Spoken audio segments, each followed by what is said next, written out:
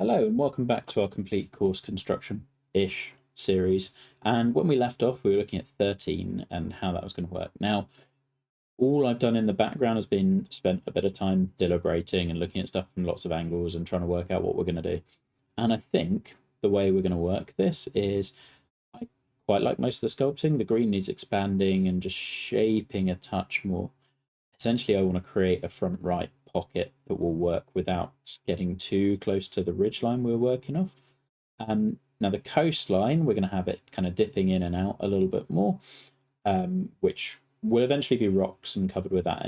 But what I want is if you go dead at this pin, or if you go here and you miss it slightly, there's a punishment, but still allowing this risky play towards this pin, I think will be quite a nice way of doing it.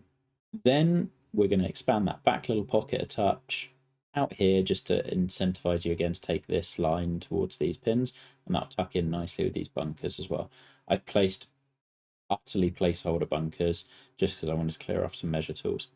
The final thing I've looked at is kind of this little section of coastline and how it works. I quite liked the idea of these trees being just perched above kind of the rocky cliffs. I thought that would be a really cool look from here, and you've got this bay, and then you can see it's already kind of doing that anyway. I just think it wants expanding a touch.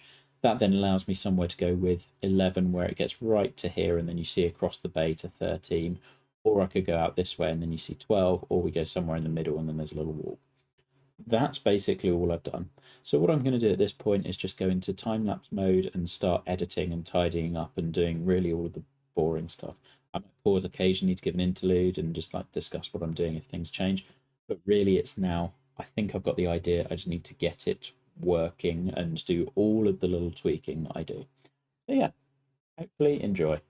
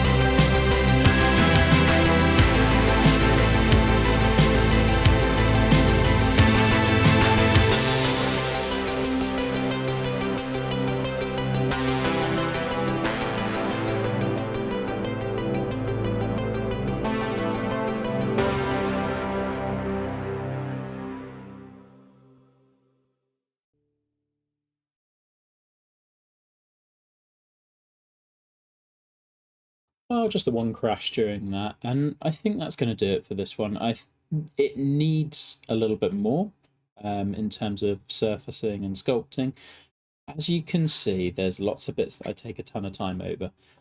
Things like bunker shaping, really, really important. And you can see how we're trying to get those jagged edges, and it takes tons of time. Also, you've got things like you have to use splines near surfaces if you want to work them into it. That's kind of pretty integral to what I want to do. I want to have part of the issues with Pebble currently are that the greens are a little bit divorced from the bunkers that surround them. There's loads of rough between them, which nerfs the bunkers strategically. I don't really want that to happen here. We had a texture change in the middle of that to the green, and we started playing around with some of that and seeing different options, and I'll probably keep doing that as we go. One thing you've got to bear in mind is when you do lighting in one direction and you plant one hole, suddenly swinging it back around and maybe the textures don't look quite right. This one, the green looked way too dark and it was hard to discern what was green and what was fairway. So I wanted to separate that a little bit more. Really like this front bunker. I think that visually looks great when it cuts across and frames the hole really nicely, makes it feel like that cauldron kind of effect that I want it to.